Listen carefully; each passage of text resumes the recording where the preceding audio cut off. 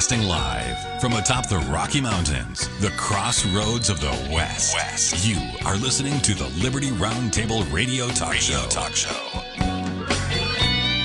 The Panama Canal, Social Security, Batman, DeVarjay, running for office, House support, new prisons,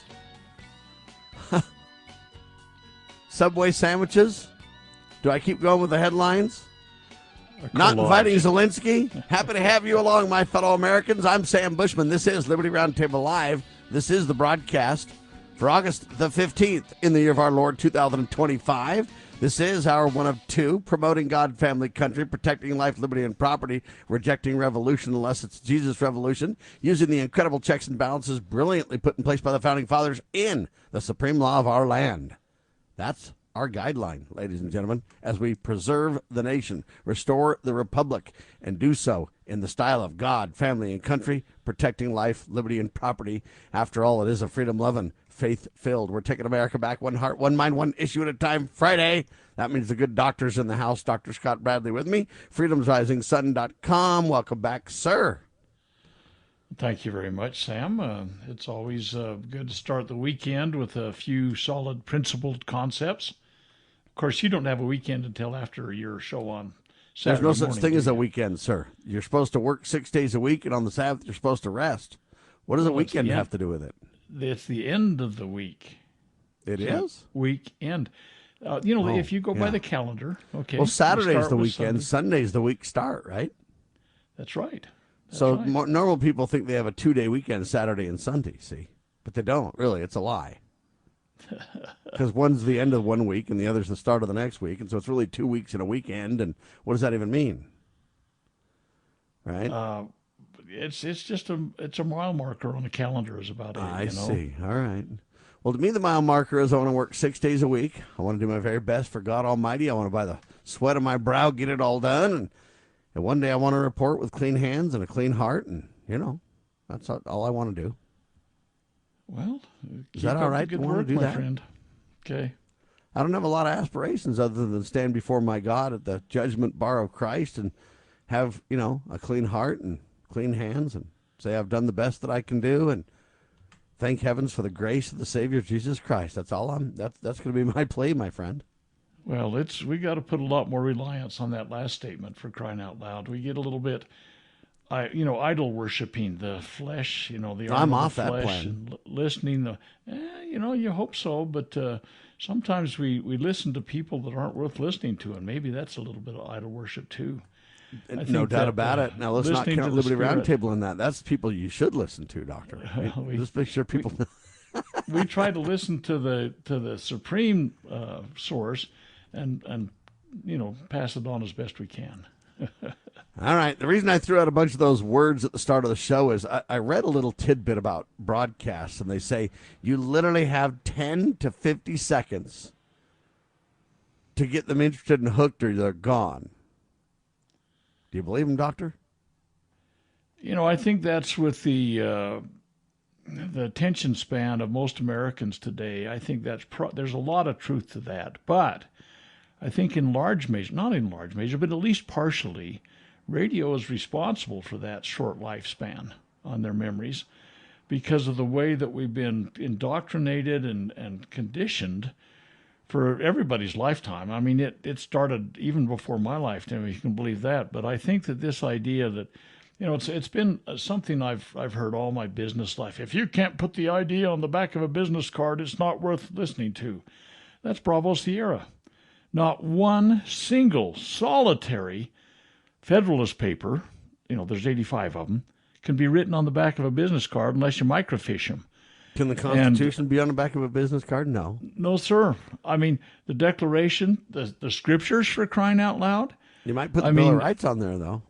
Yeah, you can. Shrink that but dude. they're hardly worth reading. Get a magnifying glass, and then, come on. But that's the problem, is that we have been indoctrinated with the concept that this, slam bam, thank you ma'am kind of concept where there's no longevity, there's no... Yeah, everything's got to be short, fast, it's here today, gone tomorrow, everything else. Speaking of that, by the way, This has lasted for quite some time, but it's strange how it all works. They say U.S. ship marks historic first transit through the Panama Canal. When? Today on August 15th, 1914. Did you know that?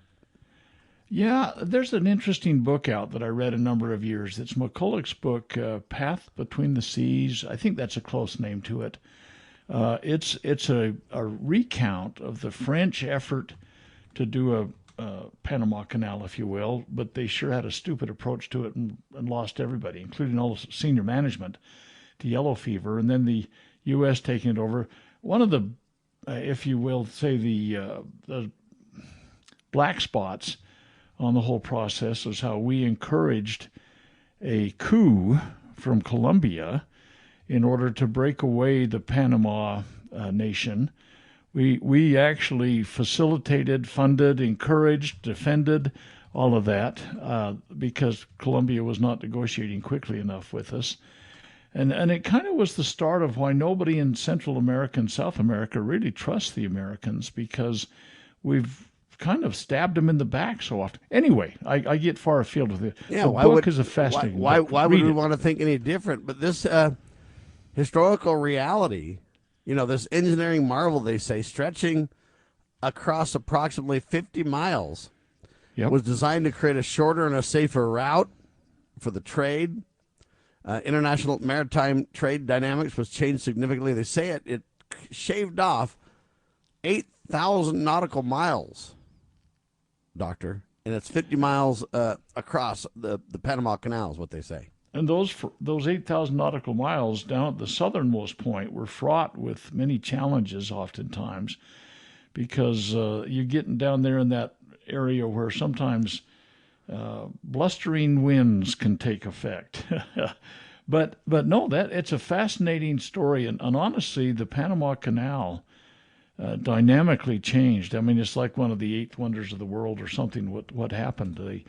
The things that were overcome in order to bring that about. I mean, it's an engineering marvel. It truly is. And so today's its birthday, huh? Well, of its first transit. Yes, of its first transit.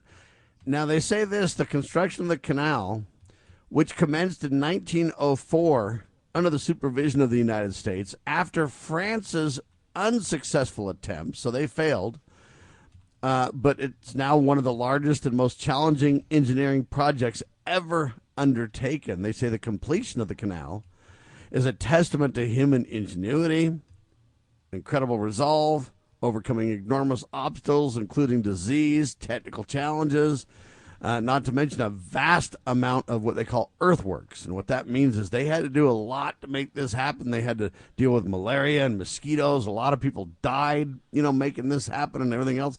I mean, it's an engineering marvel, to say the least. Anyway, I just thought we'd kind of mention it and celebrate it, and then ask one simple redneck question. What the heck's Trump's doing with that? I thought we was taking that back, Doctor. Well, yeah, it's been kind of radio silence on that since the initial moments. Radio silence? We're supposed to have a big... I mean, aren't you tired of winning, Doctor? Are you just tired of just absolutely winning everywhere all the time? I haven't won that much lately, I guess. Oh, shoot. No, it has gone, like I say, that's been really quiet. I think that...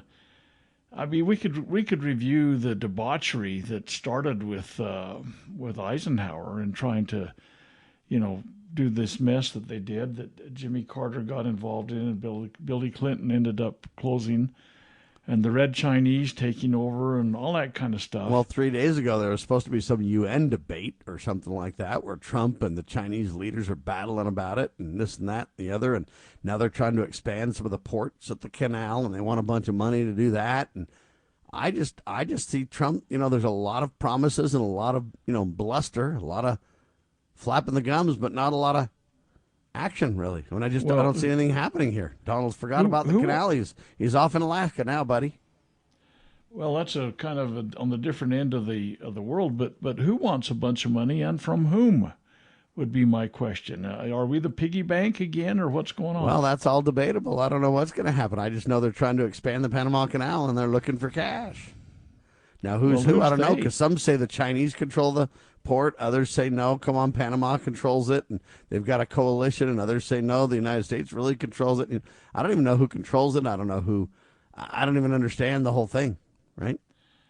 Well, like I say, it's a very complex issue that it's almost on nobody's radar, and it's one of those things that can't be put on the back of a business card or a 15-second soundbite. I mean, you can't put 8,000 nautical miles turned into 50 miles on the back of a business card. I just did. Panama Canal, baby. All right, hang tight. Quick pause. You're listening to Liberty Roundtable Live. Dr. Scott Bradley, freedomsrisingsun.com, and yours truly, syndicated by lovingliberty.net.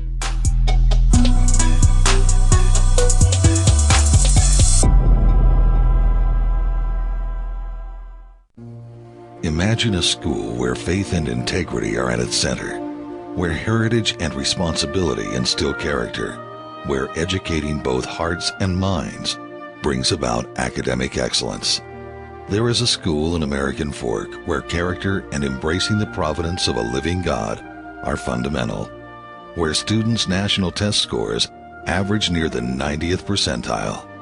Based on LDS principles and a love of country, now in our 39th year, American Heritage School is accepting fall enrollment for kindergarten through high school. What would you do for your child? Give them an education that will prepare them for life. Located east of the Temple in American Fork, American Heritage School is a remarkable and affordable alternative. Visit us, find us online, or in the Yellow Pages. American Heritage School in American Fork. Have you ever had great honey? No, I mean really good, all-natural, raw honey? Well, now you can, thanks to localhoneyman.com. We can ship out our locally made honey all across the U.S. So don't worry, you won't miss out. Plus, Local Honeyman has so many different flavors, like Utah Wildflower, High Desert Delight, Happy Valley, and Blackberry, just to name a few. So purchase your delicious raw honey today at localhoneyman.com. As you are aware, America is divided over every fault line possible. This is intentionally fostered by those who do not love God, family, or country. We believe a peaceful future as a free people absolutely depends on civility. Clarion Call for Civility is looking for funding and volunteers at every level to make our hopes and efforts a reality. Please donate, sign our pledge, and help us in our sacred cause. Please visit callforcivility.com for more details. Callforcivility.com.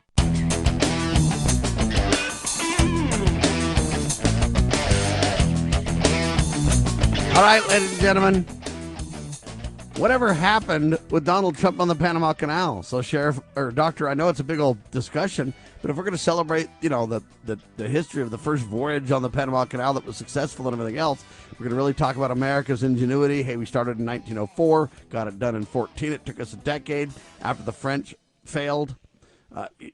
Whatever happened, Donald Trump was coming out of the election on a win, saying, hey, man, we're going to take that sucker back. Can't trust the communist CCP. Got to get it done. And now it just simply seems to be dead. I haven't heard a word about it in weeks. No, it's maybe been months. I mean, it's kind of old news in a sense. It shouldn't be, but it is.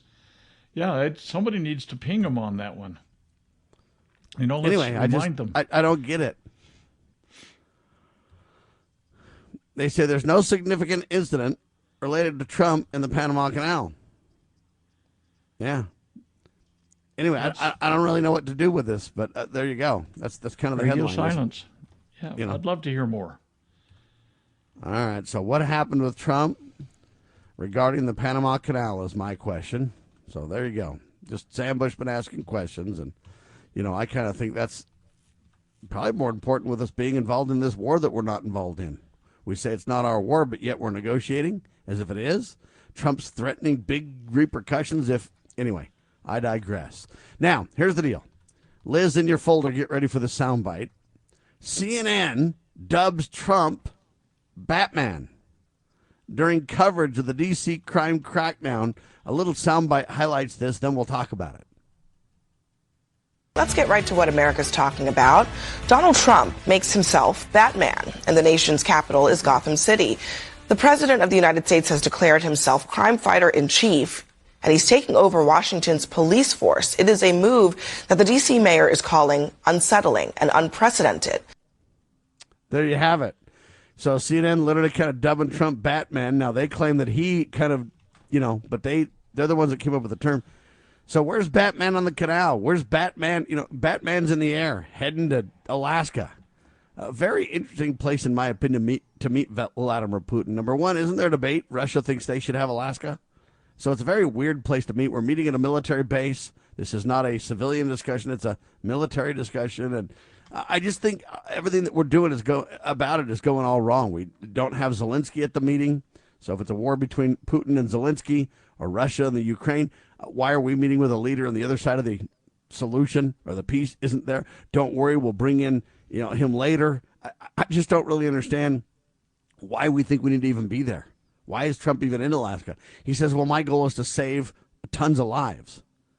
Well, the best way to save tons of lives is you get out of the foreign affair conflict scenario. You avoid the foreign entanglements like the founding father says. I don't want to get off on a huge tangent or we'll talk about the war for 3 hours. But all I'm telling you is it seems like we should be backing away, not trying to be the center of this foreign entanglement, Doctor. Well, you ask many questions that I think in introductory anyway, identify the complexity of this particular issue, but I'm not so sure that it really is about Ukraine right now. And we could talk about that at some length. I think it's not. That's the point. But the meeting in Alaska, to me, I think has some complexities also. Putin has been indicted by the International Criminal Court, and had it been held in Italy, like there was some discussion, Italy would have been under obligation to arrest him. I mean, and flying over some territories in the world, some aircraft may have been used to force his airplane down. I mean, this stuff about the bogus International Criminal Court is a whole discussion in and of itself. But I think that Putin has been kind of isolated in Russia because of some of these threats of arrest, and he was able to fly over territory that he has control over and comes right into the United States that we have control over. There's no foreign, potential of involvement. I mean, so that in and of itself is interesting. It's on a military base, yes, but if you've been to Alaska, I spent some time on that base many decades ago, and I've been back since, but I got to tell you, Alaska is not exactly a Waldorf Astoria kind of country or city or state or whatever. I mean, there aren't a lot of places, high secure venues that could be used, and so maybe. But why meet in Alaska in the first place? Why meet in a very divisive place? I mean, Russia thinks it should be theirs, and we think it's a power play to a great degree. Meeting, if you want the art of the deal, meeting on some kind of neutral territory would be wise. I'm just saying, it just seems like it's tinged with behind the scenes issues that no one's talking about. It's my point. Well, no, and there are people talking about it, and there's people saying that it was a victory for Putin to get to come to Alaska, and it could be looked on the other side of the coin and say it was a victory for the United States to get him to come to our place. I mean, That's right. there's so many things that the Bravo Sierra networks out there are trumping up, if you will. I hate to use the term, but it's probably appropriate. That I think are really kind of red herrings. I think they're distracting. All right, so what's the bottom line then? What's the meeting about, you think? What's the outcome? What do you think will happen? Why do you think we're doing it? Why do you think what do you think the end game is here for Trump and or for we the people? Okay, there's about 15 answers to that at least that we could introduce. But let me give you one that nobody's talking about. This is one that's way out of the box. And you may just go, what the heck have you been smoking, Brother Bradley? Yeah, that's how weird it is. There. Okay. That's how weird it is. But let me just. All right. Okay. All right. So here's the deal, and I don't have any idea if this is the truth or not. But for 100 years, the United States and Russia have been at each other's throats, basically, except for when FDR bailed them out. And, except for we gave a bunch of land to them after World War II and cooperated, and they were our friends. But other than that, yeah, we've never really been in a war with Russia either, right? then again, Patton said we went to the, we fought a war against the wrong side. World War II. Okay. Anyway, okay, but we always fight wars against the wrong side. The Brits you're right about that, buddy. The Brits and the French and, well, let's just say all of Europe. The European Union thinks they're the deal maker. They are what they are is the farthest advanced globalist regional arrangement group, that there is. Yeah, region, right, okay. Group, whatever. So the European Union is the shape of things to come in the future, according to their mentality. And they want to be the brokers of everything. Okay, what the United Nations is ultimately the mothership, if you will. But what if the Arctic is... All this time I thought it was Mother Russia. Okay. Yeah. You know what? We all, Russia. It's this hyperventilation kind of psychotic thing. What if we could start getting along?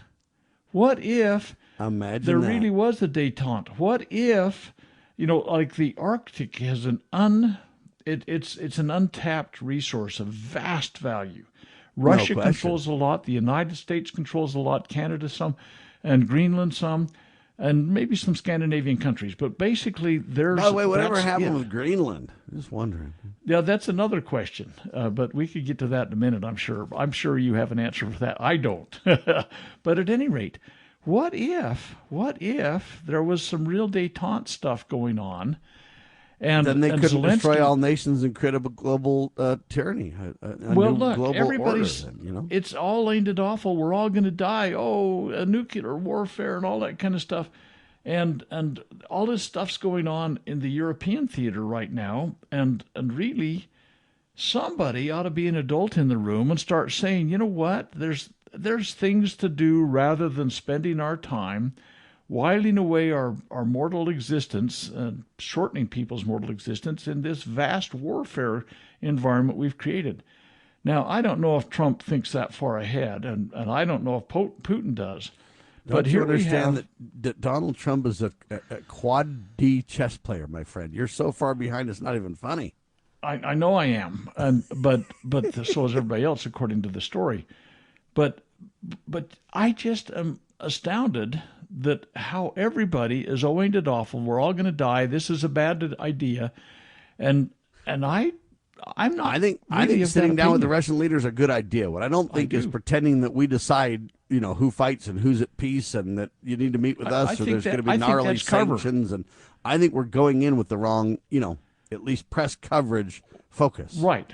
What's being I have no presented, problem with the discussions and the diplomatic relations and sitting down and working things out and trying to, I even offer people to go to lunch with me that I 100% disagree with, and I offer to buy them lunch.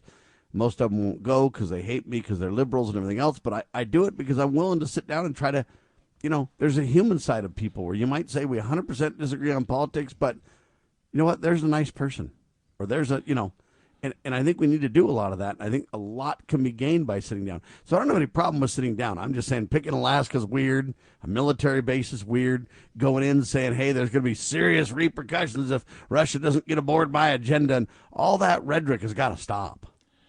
Well, there's a lot of that's, I think, cover that the news media is playing up.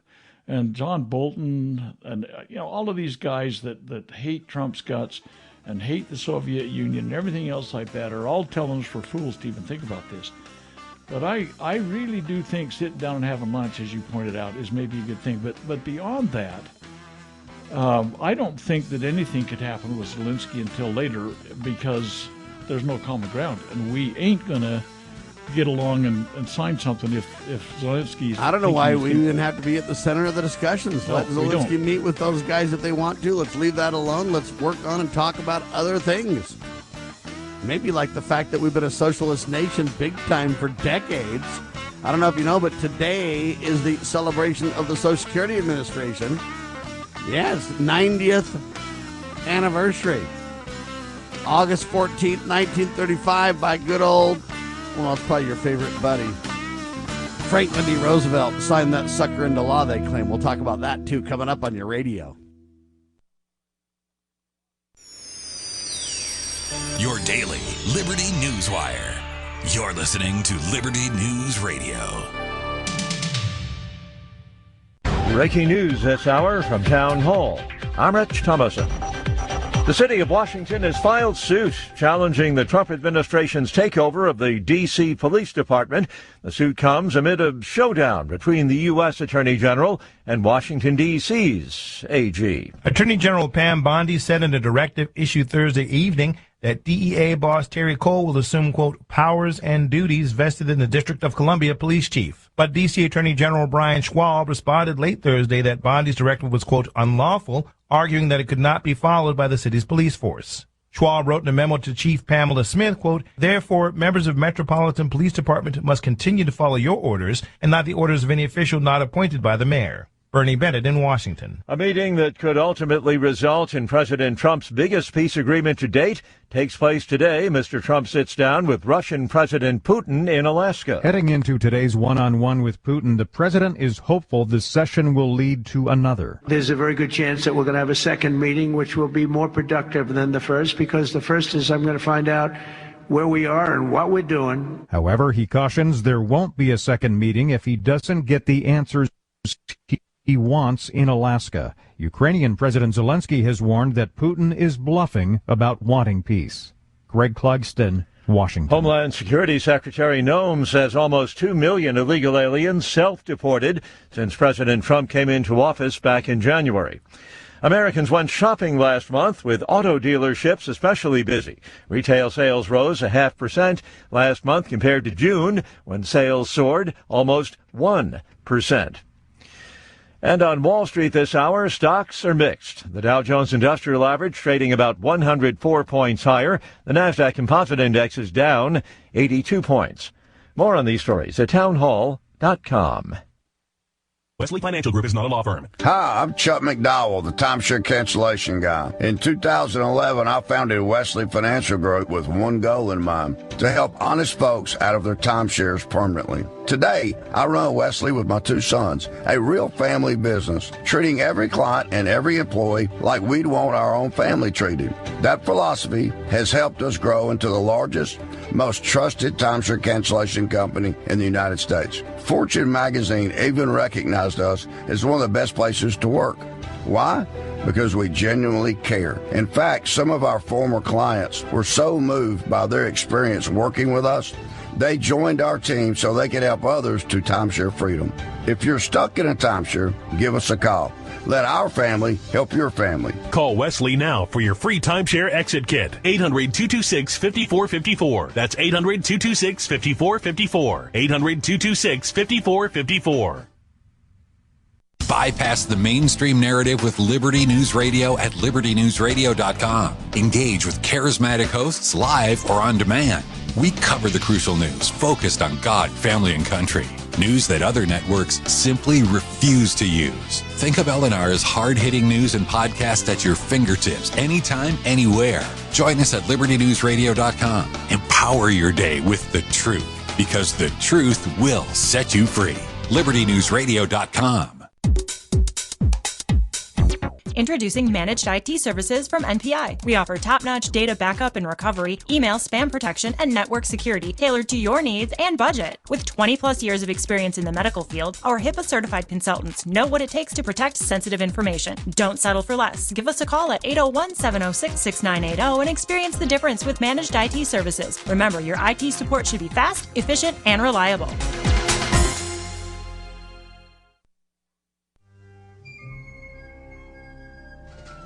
As the United States boldly stepped forward in the glorious light provided by its new Constitution in 1787, the nations of the earth were in awe of the newfound strength and hope of this free land. Today, the nation stands at a crossroads. A divergence from the original intent put forth in the United States Constitution has brought grave threats to our beloved nation. A miracle is needed if the United States is to survive. That miracle is again the pure application of the United States Constitution. I'm Scott Bradley. In my To Preserve the Nation book and lecture series, I bring forth truths that will help raise up a new generation of statesmen like those noble Americans who founded this land. Vigorous application of these principles will invigorate and restore the nation and we may become again the freest, most prosperous, most respected, and happiest nation on earth. Visit topreservethenation.com to begin that restoration.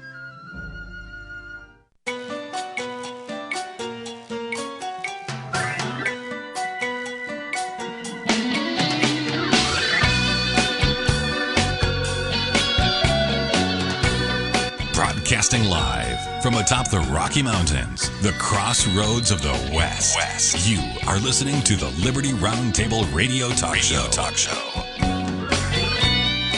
R.I.P. Brother in Liberty, Gerry Spence, well-known attorney, dies. 96 years old, died on Wednesday, surrounded by friends and family at his home in Montecito, California. That's according to a statement from colleagues and family. Gerry Spence, a well-known attorney, defended Randy Weaver, also known for a variety of other incredible cases. He was the people's attorney, to say the least. Dr. Bradley, R.I.P. to Gerry Spence, sir. Well, yeah, I think that we all got to pass on sometime, and that's kind of the program we're on. In fact, that's what I said many decades ago when a major, a physician, a military physician told me I was going to die. I said, well, that's the program we're all on. And he said, well, yeah, but you're going to die within the next 6 months. And there was a cause for that. But at any rate, and again, it causes me to reflect oftentimes if we're all passing when I was with you and stuff, I was told that you were going to live, my friend, and that's the truth. Well, I think God inspired you to think that. But the fact of the matter is, sure. We I guess it's a cause for introspection for all of us. I mean, Gerry Spence, he did a lot of good in his life and stood for a lot of truth. He was a truth seeker in so many ways. Very brilliant attorney. But I must say that, introspectively, we all need to give pause and say, have I done any good in the world today? Or am I on the path that's going to, is God going to welcome me back into his presence, or I'm going to be, kind of waiting in the wings for somebody to figure out what they can do with me? I mean, we've only got a certain amount of time. Jerry had 96 years, but that's right. But really, I'm in a position in my life. I'm certainly not looking, to see anytime soon to pass on. I mean, I've got plenty of tread left on me, I think. But the fact of the matter is, it's a very not only fragile, but it's also it passes as a dream almost, this life. Oh, yeah, it's fast. And we got to use our time wisely. Our time You're right should about be that. used. Now listen to this purposes. quote. No lawyer has done as much to free us or free the people of this country from the slavery of its new corporate masters. Joseph Lowe, I guess, what do they call it when you're the fourth? I guess Joseph Lowe the fourth, said of the Gerry Spence method. I mean, this guy was just serious business. Get it done. Take, I mean, he was really a hero. Is the point to make here, right? He truly was, and I wasn't able to attend the Randy Weaver the trial, but a very, very good friend of ours. I think she spent every single day in court that it was in session, and she was just in awe of how Spence maneuvered things. I guess that's the best term that comes to my mind. And what was discovered literally was the deception, the lies, the falsehoods. The FBI was neck deep in everything that if you had done it and brought it to evidence in trial, you would have been convicted of perjury and put in the slammer, Sam. I mean, these guys were doing everything they could to get a conviction on stuff that they'd created. I mean, but yeah, Spence but Jerry was just too good. I mean, just too principled, too good. There you have it. All right. So the Social Security Administration got cranked up this day in history in 1935. 90 years old, Doctor. Commissioner Frank J. whatever wants you to know that Donald Trump's going to try to preserve Social Security. That's the whole takeaway from this is in modern day, they're like, hey, we got to preserve this thing and everything else. And my response is simply why. In commemorating this milestone, President Donald J. Trump issued a, quote, presidential proclamation for his defense of Social Security. these events in the open letter, da-da-da-da-da. Anyway, they have the same commitment to all this. Why do we got to preserve Social Security? It's a socialist program in the first place, Doctor. Now, I agree we can't get out of it tomorrow. We got to land the plane, and keep as many promises as we can, not just crash. I get it. But why defend such a socialist program and then say we're making America first? It doesn't make any sense. Well, the origins of it, right from the very beginning, were ill-founded and ill-conceived.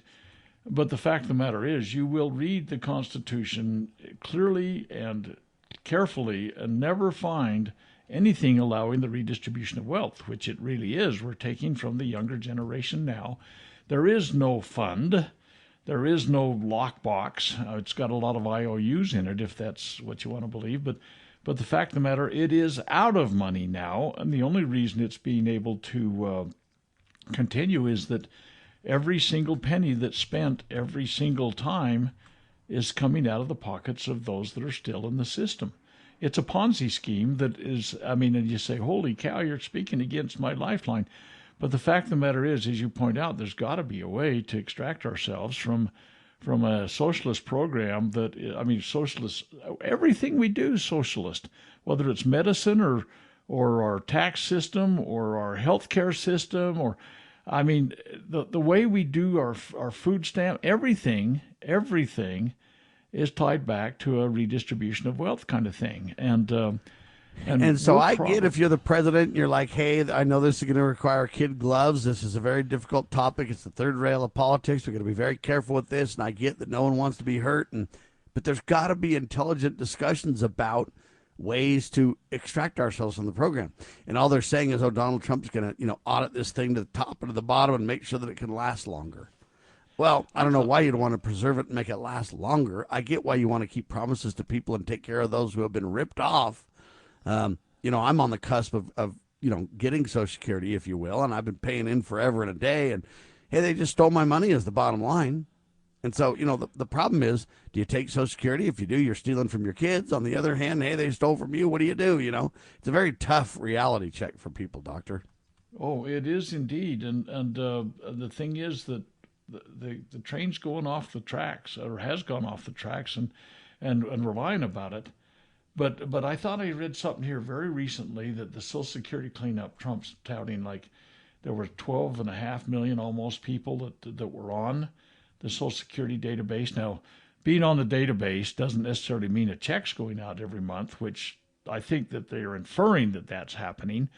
But I don't believe it was happening. I don't believe they were sending 12.5 million or 12.4, whatever the number was, checks out every month that people were already dead. But he's touting they are cleaning up the Social Security banks or records. And hopefully, in his mind, I think this will allow longevity to, be pushed out a little bit further. But this kind of stuff is currently in the news nowadays. So he's wanting to make the system strong, and it's like, no, wait a minute. We're kind of on the wrong path in terms of what's constitutionally allowed. Kind of? Wow. That's why I'm saying at least somebody needs to honestly tell the truth about it. Hey, this is a behemoth. This is a problem. This will never last. It's a Ponzi scheme. Now, how do we deal with this honestly and get out of it? That's what should be, in my opinion, on the table for discussions. But Absolutely. No big deal. Congress is supposedly on recess, but others claim it's a home district work period, so they're not really on recess. Will they still get a paycheck? Yeah, they'll still get a paycheck. They'll have somebody go into the pit every so often and make sure that that they're not really in recess. They're just in, home, whatever you want to call this thing, rescission period. Anyway, and the reason this is important is because if they say they're in recess, then Trump can push through some appointments they don't want to have happen. So Johnson and clowns are actually working against the Trump administration on that. But they're too busy. Forget Social Security. They're too busy worrying about another socialist plan, which is this. The AM Radio for Every Vehicle Act is still gaining support in the House, even though they're on this supposed recess. The bill, which requires by law all new vehicles, including electric vehicles, to have an AM radio in the car, they're gaining 6 new co-sponsors. And the legislation has majority support in the House and a, quote, super majority in the Senate. I'm a radio guy. If anybody should be for AM radios in every car, it should be me. The problem is I'm against it. Why? Because of the principle. If I want to make a car tomorrow and it doesn't have an AM radio in it, that should be my choice. Whose car is it if I build it, if I make it? It's mine. And so we've got a problem here where they just don't understand principle, Doctor. Man, are you right? The idea of this compulsory government-directed kind of stuff, if they can say you got to have a radio, why can't they say you got to have a vax? I think you got to have Liberty RoundTable in every car. I mean, when you turn the thing on, it just absolutely needs to go to Liberty RoundTable Live all the time. Well, don't you think? That's the thing, is it's a compulsory kind of thing that is totally anti-American. I had cars, now again I'm older, but I had cars in the past that didn't have radios, and quite frankly, it was one of my best times to think. And I had some very enlightening discussions with myself. I demonstrate the absurd by being absurd, huh? Hang tight. Right. Liberty RoundTable Live. Introducing PrepStartsNow.com, your ultimate guide to readiness and peace of mind. We offer practical preparedness tools, training, and education to take your family's household readiness to the next level. Browse the prep shop for essential products, check out our planning guides, and stay informed with our prep blog. Visit PrepStartsNow.com and subscribe to our emails for exclusive offers, new products, and future events. Remember, preparedness begins with PrepStartsNow.com. Former Sheriff Richard Mack recounts in his book The Proper Role of Law Enforcement how he came to realize while working as a beat cop how wrong the all-too-common orientation of police officers is when they think of their job as being to write tickets and arrest people. Richard Mack tells of his personal transformation from by-the-number cop to Constitution-conscious defender of citizen safety and freedoms. Learn what it really means to serve and protect. Purchase your copy at CSPOA.org. That's CSPOA.org. Why don't we say to the government writ large that they have to spend a little bit less? Anybody ever had less money this year than you had last? Anybody ever have a 1% pay cut? You deal with it. That's what government needs, a 1% pay cut. If you take a 1% pay cut across the board, you have more than enough money to actually pay for the disaster relief. But nobody's going to do that because they're fiscally irresponsible. Who are they? Republicans. Who are they? Democrats. Who are they? Virtually the whole body is careless and reckless with your money. So the money will not be offset by cuts anywhere. The money will be added to the debt, and there will be a day of reckoning. What's the day of reckoning? The day of reckoning may well be the collapse of the stock market. The day of reckoning may be the collapse of the dollar. When it comes, I can't tell you exactly, but I can tell you it has happened repeatedly in history when countries ruin their currency.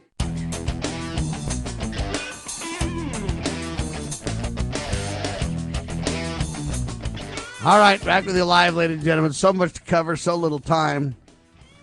All right, his name is Sean Charles Dunn. The guy is 37 years old. He's a D.C. resident. He was charged with, quote, felony assault after throwing a Subway sandwich at a federal officer in Washington. WorldNetDaily.com, WND.com with a piece. Dunn, turns out he was previously employed by the DOJ. He got fired following the incident. Doctor, you want to respond to this? Well, you know, I did hear about this sandwich incident, and it's a tragic display, I think, of felony, delusion, and insanity. But I mean, why throw away a $7 or $8 sandwich you just bought? But at any rate, and on top of that, because Trump derangement syndrome just makes you so crazy you can't help it in these modern times, Doctor. You lose control of your body and everything else like that. Absolutely. And obscenities and all that. But it's almost worse than a demon possession. Getting hit with a sandwich is probably one of the things way low on the list of problems for anybody. But I don't know. It's just it's a testimony of how acrimonious we've become in our world today. It really is. Well, and here's the interesting thing. On one hand, hey, it's no big deal. It shouldn't be. I mean, look, is hitting a cop with a sandwich a federal crime? And a felony at no less. I mean, and a felony. Okay, so this is where I just think that the I mean, we're going way too far in terms of the crime and the response to it is way out of whack and everything else. On the other hand, I do agree with this idea that, man, you just can't be assaulting cops. Well, I agree with that. I mean, I'm certainly not encouraging that, but there's just so little stuff that makes any sense anymore. You don't think they ought to just waterboard him for the next 10 years in Guantanamo Bay and then put him to death? No, it's that the point is it's that extreme. Although I get that the crackdown needs to stop, though. We just can't have people rioting and attacking cops. You want to defend us, throw sandwiches at us? We're just not tolerating this kind of stuff. And to some degree, I don't blame them. So I don't know who's more insane, the people that want to put this kind of a, what's the term, penalty or whatever to this, versus the people that are throwing sandwiches. All sides of it seem psychotic. Well, and Sam, and I know this is a leap kind of in a way, but the insanity of this is tempered by the insanity that Fauci isn't in prison for doing the gain of function stuff with the Wuhan lab against U.S. law. Hey, Fauci's like Bill Clinton and the other Epstein file people. Hey, they're above the law, buddy. Well, if you're doing gain of function that killed millions of people literally around the world, and then you get the death jab that kills millions more. I mean, the death jab. It's kind of like the Barabbas discussion. Release Barabbas and take Jesus and crucify him. It's kind of like that. Let Fauci roll and let the sandwich thrower go to prison. He's a felon, for crying out loud. See, that's kind of the deal, right? I don't want to put him in any level of Jesus, but I know what you're saying. So, yeah, but it's just weird. I mean, here's a guy, Fauci, I think an argument can be made, and I think it needs to go to court, and I think there needs to be repercussions for this. I agree, but it isn't going to happen. Some blood on his hands for the millions that died, and then the follow-on millions that died. More millions died from the jab, according to the latest things. Okay, the 37-year-old guy in the pink shirt that threw the sandwich. The sandwich, yeah, and you work for the Department of Justice. I read a story the other day about a 37-year-old social influencer. I don't know what they call them, where they're on the net and everybody. That's a young you. woman. No, I'm not. Nobody wants to listen to me. But the fact of the matter is, 37-year-old woman that just died, just unexpectedly, just keeled over, and she's a fitness guru, and I say, whoa, what was the cause of that? And we have people keeling over regularly that just never should have keeled over, no apparent cause. And you say, well, she was using steroids or something. I don't know. I don't know if she was or wasn't. But the fact of the matter is, what's almost universally on the table nowadays, it's the death jab. I mean, probably 70% or 80% of the population of the United States got on that thing. And we have these unexpected deaths right and left. I mean, somebody went to bed at night and woke up dead. I mean, totally, completely no justification. And I did and we don't need to get off on this, but I did it wasn't completely scientific, but I did a review, statistical review of unexplained young deaths in my community from the time the death jab came out in April of 2021 until September of 2021. It was unbelievable but inexplicable how many people between the ages of 18 and 55 that died without any recognition of anything up front that would say, oh yeah, this guy's got a hangnail or ingrown toenail that got infected or whatever. No, went to bed, got up dead. And got just up dead? In my little community. Hold on now. Yeah. It's a So here's the way question. to say. Is Dr. Anthony Fauci exempt from legal accountability is really the question, Doctor. Negatory on that, good buddy.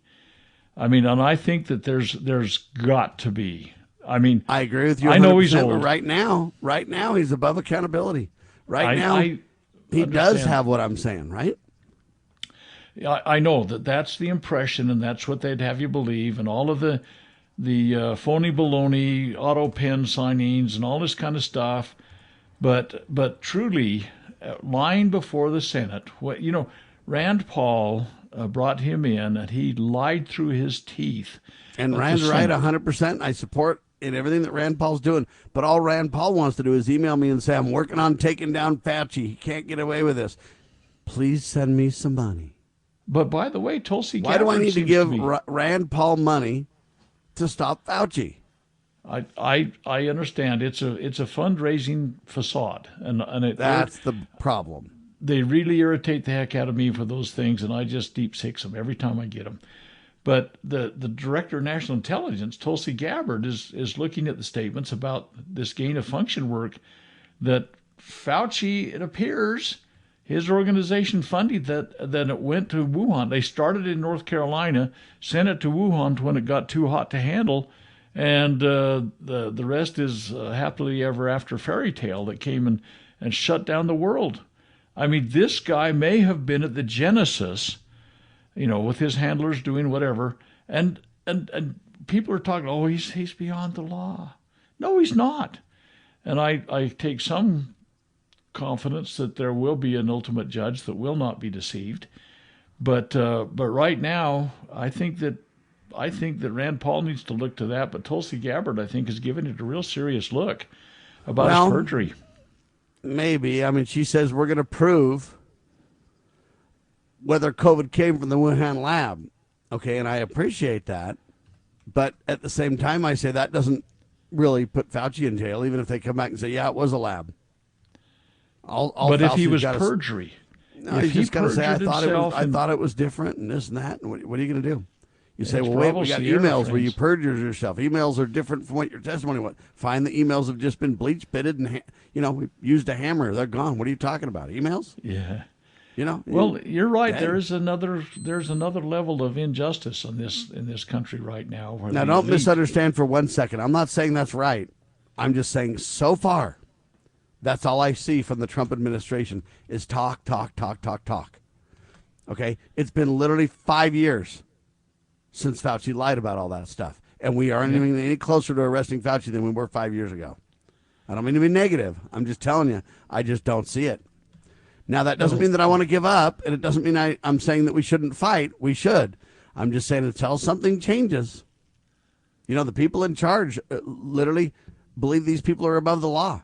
I mean, Hillary Clinton's advocating for a Donald Trump Nobel Peace Prize if he does well today in Alaska. Well, there's so many. He was going to lock her up. Now he's like, leave her alone. And now she's saying, hey, you need a peace prize, buddy. I mean, this is what I'm talking about. Yeah. She's currying favor. But the fact of the matter is that so many of these things, they need to chase them to ground. They just do.